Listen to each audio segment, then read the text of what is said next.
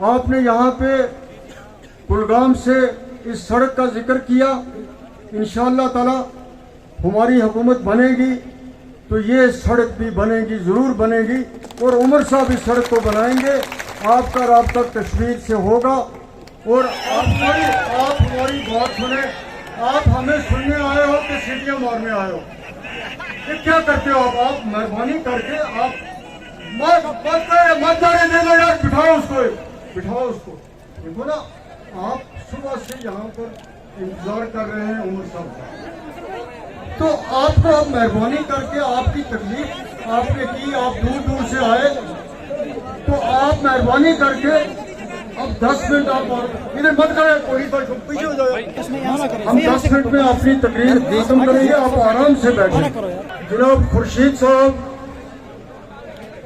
यहाँ पर आए हुए मेरे बुजुर्गों, भाइयों, बहनों, सबको मेरी तरफ से अस्सलाम वालेकुम, आदाब। मैं आप सबका अपनी पार्टी की तरफ से, उमर साहब की तरफ से शुक्रिया अदा करता हूँ कि आप इतनी बड़ी तादाद में सुबह से यहाँ बैठे हुए हैं। हमें आने में देरी हो गई, लेकिन आपका जो खलूस है, जज्बा है, हम उसके शुक्रगुजार हैं। और मुझे यकीन है कि 25 सितंबर को भी आपका जज्बा ऐसा ही होगा, आपका जोश ऐसा ही होगा, और आप बड़ी तादाद में निकल के वोट देंगे और खुर्शीद साहब को यहाँ से जिताएंगे। आज उमर साहब, हम उस इलाके में हैं जो जम्मू कश्मीर का सबसे पसमानदा इलाका है। तो क्या आग लगी इसको?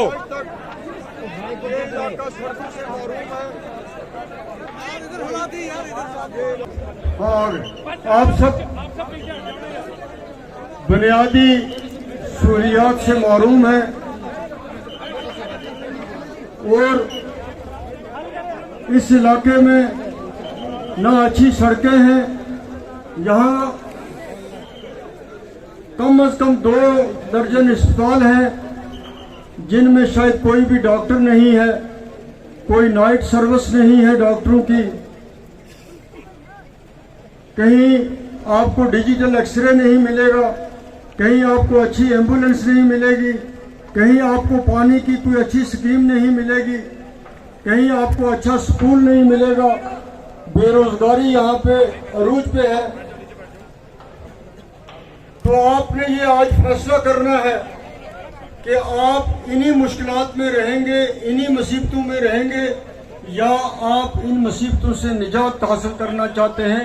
आप एक अच्छी जिंदगी गुजारना चाहते हैं, आप एक अच्छा अस्पताल चाहते हैं, एक अच्छा स्कूल चाहते हैं, एक अच्छी सड़क चाहते हैं, एक अच्छा बिजली का निज़ाम चाहते हैं। आप बेरोजगार हैं, यहाँ पे रोजगार के जरिए नहीं है। हमने जब हमारी हुकूमत थी तो रहबर तालीम की स्कीम लाई और आपके गांव का जो भी पढ़ा लिखा लड़का था, चाहे वो मैट्रिक था या 12वीं पास था, उसको हमने उसी स्कूल में अपॉइंट किया। यहाँ पर पुलिस में अगर भर्ती हुई तो वो हमारे दौर में हुई, डॉक्टर फारूक साहब के ज़माने में हुई।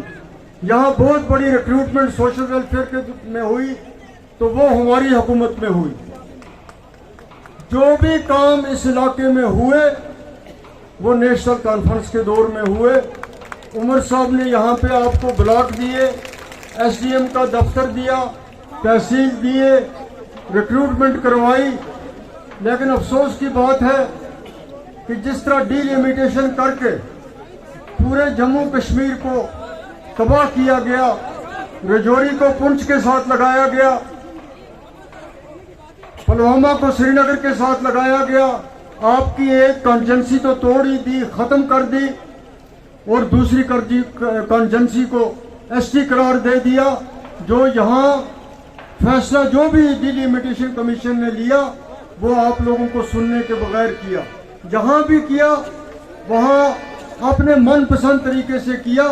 उन्होंने लोगों के जज्बातों को नहीं देखा, वो मौके पे नहीं आए, उन्होंने आके यहाँ पे नहीं पूछा कि हमें ये करना चाहिए, ये ना करना चाहिए।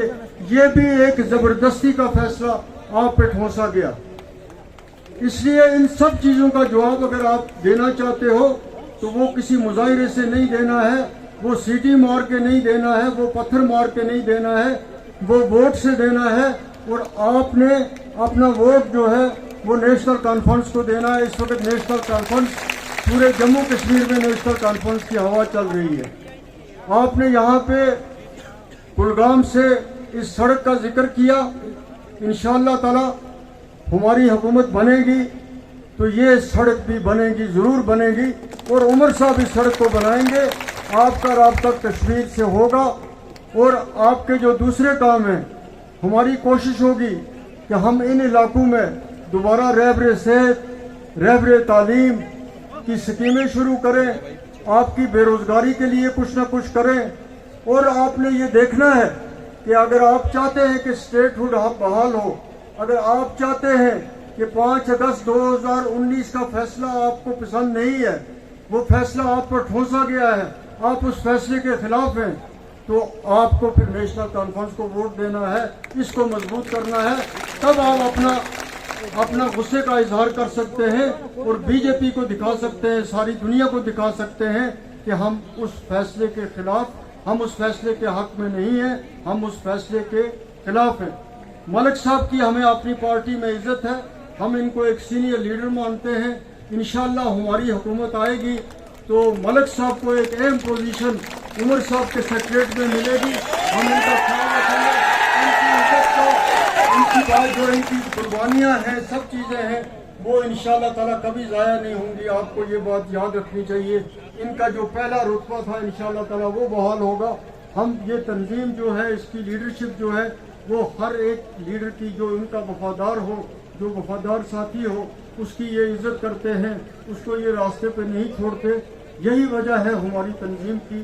انشاءاللہ تعالیٰ اللہ تعالیٰ ہمیں موقع دے تو ہم ملک صاحب کی بھی عزت کر سکیں، قدر کر سکیں۔ بہت بہت شکریہ۔ السلام علیکم۔